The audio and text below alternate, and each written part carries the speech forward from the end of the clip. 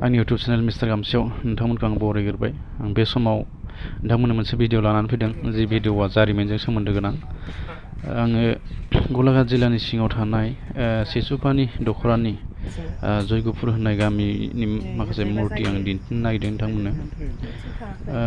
बे मुर्तिया मोनसे समाव सासे रुवाथिया हा जावनो न' लिरनो थाखाय हा जावनायाव मोननाय गणेश मुर्ति, आरो बेजों लोगोसे गोबां मुर्ति दङ।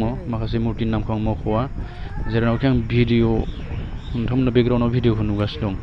बे भिडिअआव बबेबा साइडथिं लांबाथाय भिडिअआ गोमोरगासिनो दं, गोसोम जानायखौ नोंथांमोना नुदों। मानि थाखाय गोसोम जादों बेखौ सोमोनांगोन। माने आंनि केमेरायानो बेवहाय खामानि होआखै आरो मबाइलनि केमेराया मोनसे साइडआवल' खामानि होयो, ओमफ्राय लेफ्ट साइडथिं लांबाथाय बन्द' जायो केमेरायानो। सोमोनांथाव, जथेस्थ' सोमोनांथाव। आरो बिथिं मा दङ आं बेखौ फोरमायनो सानाखै। बेवहायबो माखासे मुर्ति दं लेफ्ट साइडथिं आगसिथिं। नोंथांमोना आं बेखौ दिन्थिनो हायासै, मानो होनबा बेयाव खामानियानो जायाखै, केमेरायानो खामानि जायाखै। जोङो फोथायनांगौलगियाबो थायो माखासे खेथ्रआव, मानो होनबा बेफोरो दानि समाव बानायनाय नङा, गोबां राजा समनिनो 13th सेन्सुरिनि बाथ्रा। मानो होनबा रिजायनानै नायोबा जोङो बेनि खाथि खाला बिष्णुपुर, तेलिसाल, ओमफ्राय दलहाफारा माखासे माने 13th सेन्सुरिनि माने राजाजों सोमोन्दो गोनां बै समनिफ्रायनो माने बेवहाय माखासे मुर्ति, बै समजों लोब्बा गोनां मुर्ति मोनबाय थायो आरो दासिमबो मोनो, हाखौ जावबानो मोनो। खाथि खालाबो राजाबारिया बेनिफ्राय गोजान नङा।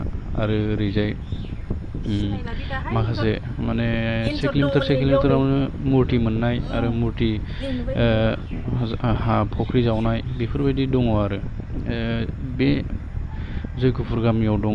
आरो माखासे गोबां मुर्ति दंबावो, शिबलिंग दङ, खाम्फा दङ, माने हा फुख्रिखौ जावबानो मोनो आरो। आं बेखिनिखौनो नोंथांमोननो फोरमायबाय। आसा खालामदों भिडिअखौ जुदि मोजां मोनदोंबा लाइक हो, कमेन्टस हो आरो शेयार खालाम। बेफोर जारिमिनारि माखासे आङो भिडिअखौ आं लाबोबाय थानो नाजागोन जेसेबां हायो। मानो होनबा जारिमिनारि माखासे जायगा एबा मुवा बेसादखौ नागिरनोबा, नोंथांमोननो देखायनोबा एसे टाइमबो नांगौ जायो, माने मुभिं खालामनांगौ जायो, डिटेल्सखौ मिथिनांगौ जायो। जायखिजाया आं उनाव बे भिडिअखौ आं डिटेल्सै लाबोफिनगोन। माखासे दंबावो, माखासे थानायखाय आं माने ससेल' आं बारनानै नोंथांमोननो फोरमायबाय, आरो डिटेल्सखौ आं फोरमायजोबाखै।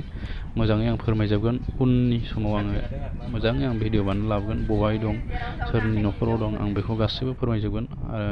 बेखिनिखौनो आं फोरमायनानै नोंथांमोननिफ्राय बिदाय लाबाय। गोजोन्थों। जय बर' हारि।